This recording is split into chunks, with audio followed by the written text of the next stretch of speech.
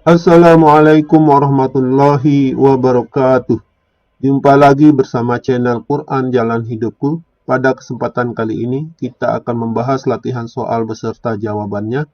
Materi kelas 10 pelajaran pendidikan agama Islam dan budi pekerti kurikulum merdeka semester ganjil. Bab 1 tentang meraih kesuksesan dengan kompetisi dalam kebaikan dan etos kerja.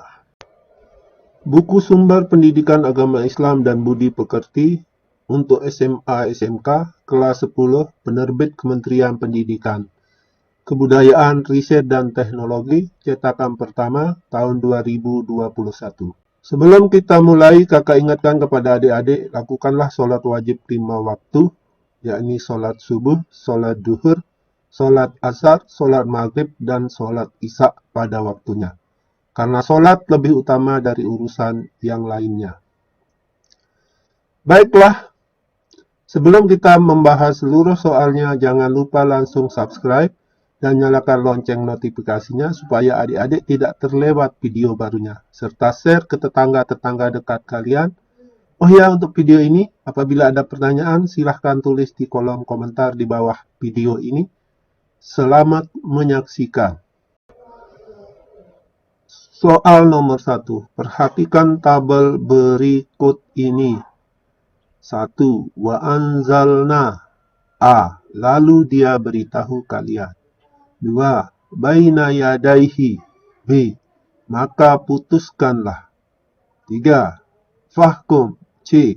Dan kami telah menurunkan. 4.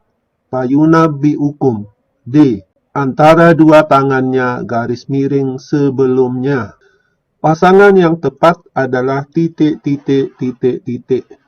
A. 1A, 2B, 3C, 4D. B. 1B, 2D, 3A, 4B. C. 1C, 2D, 3B, 4A. D. 1D, 2C, 3B, 4A. E. 1E, 2A, 3D, 4C. Jawaban yang benar untuk pertanyaan ini adalah C.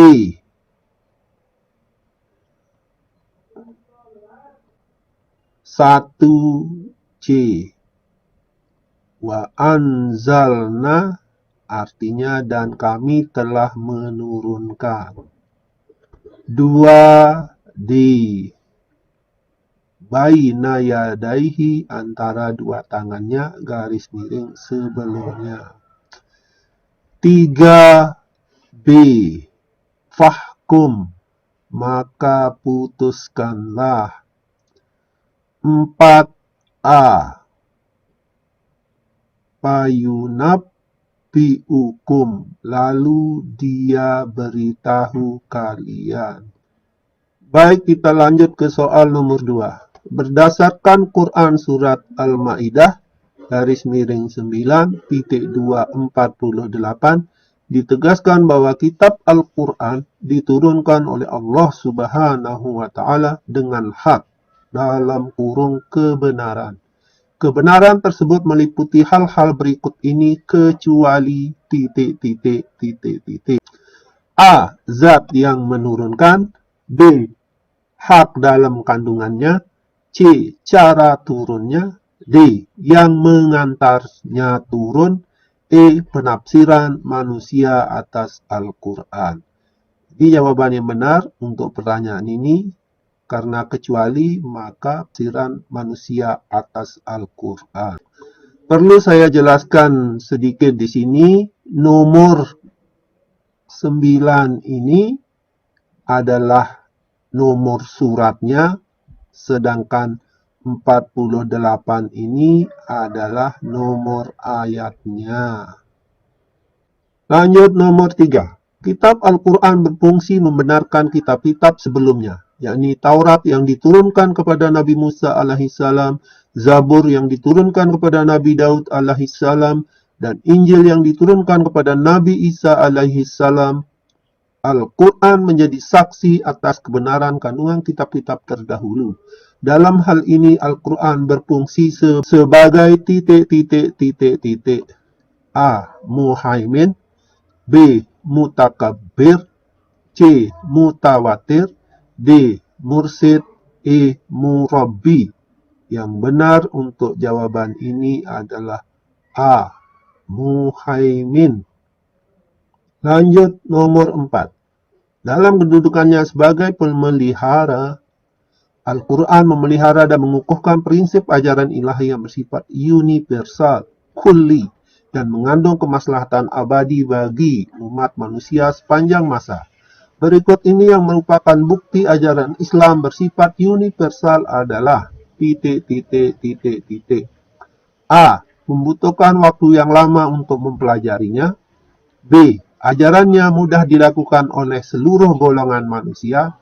C. Setiap orang berhak menyampaikan isi Al-Quran kepada orang lain.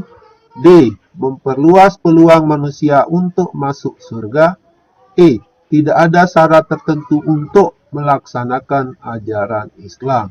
Jawaban yang benar untuk pertanyaan nomor 4 ini adalah B.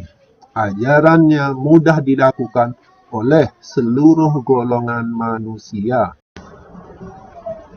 Lanjut nomor 5. Umat Islam diperintahkan untuk berlomba-lomba dengan sungguh-sungguh dalam berbuat kebaikan dan menghindari perdebatan yang tidak perlu, hingga menghabiskan waktu sia-sia.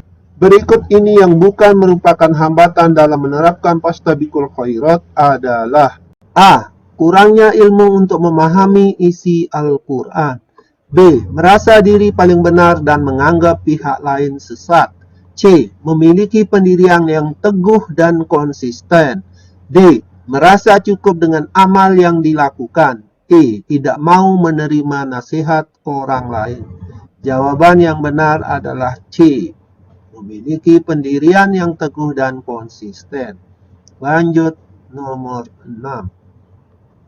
Perhatikan potongan Quran Surat Al-Ma'idah garing 5 ayat 48 berikut ini.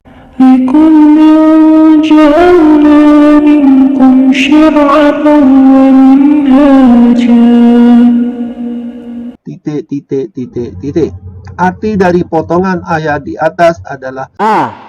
Maka putuskanlah perkara mereka menurut apa yang diturunkan Allah. B. Untuk setiap umat di antara kamu kami berikan aturan dan jalan yang terang. C. Yang membenarkan kitab-kitab sebelumnya dan menjaganya. D. Kalau Allah menghendaki, niscaya kamu dijadikannya satu umat saja. Allah hendak menguji kamu terhadap karunia yang telah diberikannya. Jawaban untuk pertanyaan ini adalah B.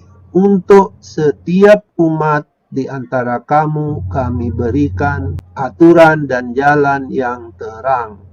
Soal nomor 7. Perhatikan potongan Quran Surat Al-Ma'idah garing 5 ayat 48 berikut ini. وَأَنزَلْنَا إِلَيْكَ الْكِتَابَ بِالْحَقِّ مُصَدِّقًا لِمَا بَيْنَ يَدَيْهِ مِنَ الْكِتَابِ. Ayat yang bergaris bawah mengandung hukum bacaan A. Mad jaiz munfasil dan idgham bila gunnah. B. Mad wajib muttasil dan idgham bila gunnah. C. Mad jaiz munfasil dan ikhfa. D. Mad wajib muttasil dan izhar safawi. E. Mad iwad dan iqlab. Jawaban yang benar untuk pertanyaan ini adalah A. Mad jaiz munfasil dan idgham bila gunnah. Nomor 8. Islam sangat menghargai seseorang yang bekerja keras untuk memperoleh penghidupan yang layak dan mengkonsumsi makanan dari hasil usahanya sendiri. Bagi seorang muslim, etos kerja bukan hanya bertujuan memenuhi kebutuhan hidup duniawi, tetapi ada tujuan mulia, yakni ... Jawaban untuk pertanyaan ini adalah A. Mencapai pangkat tertinggi. B. Memperoleh harta yang melimpah. C. Sebagai bagian ibadah kepada Allah Subhanahu wa Ta'ala. D. Dimuliakan oleh masyarakat. E. Mendapatkan ketenangan hidup. Jawaban untuk pertanyaan ini adalah sebagai bagian ibadah kepada Allah Subhanahu wa Ta'ala, yakni C. Baik, lanjut nomor 9. Bekerja keras merupakan perilaku mulia yang harus dilakukan setiap muslim. Di antara tujuan bekerja dalam Islam adalah menolak kemungkaran. Kemungkaran dapat terjadi pada seseorang yang menganggur. Kemungkaran tersebut adalah A. Memiliki cita-cita yang terlalu tinggi. B. Rasa malas dan berpangku tangan. C. Sulit membedakan antara kebaikan dan keburukan. D. Mendapatkan sumbangan dari orang lain. E. Tergerak untuk memperbanyak ibadah. Jawaban untuk pertanyaan nomor 9 ini adalah rasa malas dan berpangku tangan. Lanjut nomor 10. Seandainya Allah SWT menghendaki, niscaya umat Nabi Musa alaihissalam, Nabi Isa alaihissalam, dan umat Nabi Muhammad sallallahu alaihi wasallam akan dijadikan satu umat saja. Tetapi hal ini tidak dikehendaki oleh Allah Subhanahu wa Ta'ala. Hikmah yang dapat diambil adalah A. Manusia memiliki nasib berbeda-beda. B. Agar dapat berlomba dalam kebaikan. C. Terciptanya kehidupan baru di bumi. D. Memperluas kemenangan manusia dalam mengolah bumi. E. Semua manusia dikendalikan oleh takdir. Jawaban yang tepat untuk pertanyaan nomor 10 ini adalah E. Semua manusia dikendalikan oleh takdir. Baiklah, kita lanjutkan ke pertanyaan uraian. Jawablah pertanyaan-pertanyaan berikut ini dengan jawaban yang benar. 1. Kehidupan dunia diwarnai dengan perubahan yang sangat dinamis. Allah menganjurkan umatnya agar berkompetisi dalam kebaikan. Nabi Muhammad SAW mengajarkan agar mengawali amal dengan membaca basmalah. Mengapa saat mengawali suatu amal kebaikan harus dengan membaca basmalah dan berdoa kepada Allah Subhanahu wa Ta'ala? Jawabannya adalah agar diberikan kemudahan, kelancaran, dan keberkahan. Doa merupakan kekuatan spiritual yang akan mendorong kalian untuk berusaha maksimal hingga amal tersebut paripurna. Di samping itu, ada nilai pahala atas amal yang kalian lakukan dengan ikhlas. Soal nomor 2. Setiap ajaran Al-Quran pasti memiliki hikmah dan manfaat, termasuk ajaran fastabiqul khairat. Sifat mulia ini akan mendatangkan banyak manfaat, baik bagi diri sendiri maupun orang lain. Sebutkan dan jelaskan manfaat fastabiqul khairat dalam kehidupan sehari-hari. Jawaban untuk pertanyaan ini adalah manfaat fastabiqul khairat dalam kehidupan sehari-hari yaitu 1. Memperoleh ridho dan pahala dari Allah Subhanahu wa Ta'ala. 2. Menjadi manusia yang bermanfaat. 3. Mempercepat terselesaikannya pekerjaan. 4. Termotivasi untuk menjadi lebih baik. 5. Menjadi pribadi yang disiplin dan bertanggung jawab. 6. Mempererat hubungan antar sesama. Lanjut. Soal nomor 3. Berlomba-lomba dalam kebaikan dapat dilakukan oleh setiap muslim dimanapun ia berada. Lebih dari itu, Islam sangat menganjurkan agar bersegera melakukan kebaikan dengan penuh semangat dan etos kerja tinggi. Mengapa seorang mukmin harus bersegera dalam berlomba-lomba dalam kebaikan dan beretos kerja? Jawaban untuk nomor 3. Karena kesempatan waktu hidup di dunia hanya sementara dan terbatas oleh ruang dan waktu. Tidak ada yang tahu kapan seseorang akan dipanggil menghadap Allah Subhanahu wa Ta'ala. Di samping itu, tidak ada yang tahu perubahan yang akan dialami oleh seseorang. Bisa jadi malam ia beriman, esoknya sudah tidak memiliki iman. Esoknya tidak memiliki iman. Atau malam ia masih sholat berjamaah di masjid, pagi terjerumus dalam kemaksiatan. Nomor 4. Pesaing bukan musuh yang harus dikalahkan, tetapi merupakan rekan kerja dalam berkompetisi secara sehat. Pekerjaan yang dilakukan secara bersama-sama akan mempererat tali persaudaraan di antara sesama. Mengapa bisa demikian? Jawaban nomor 4. Karena peran serta dan keterlibatan masing-masing individu dalam satu kelompok akan semakin memperkuat jalinan hubungan kekeluargaan.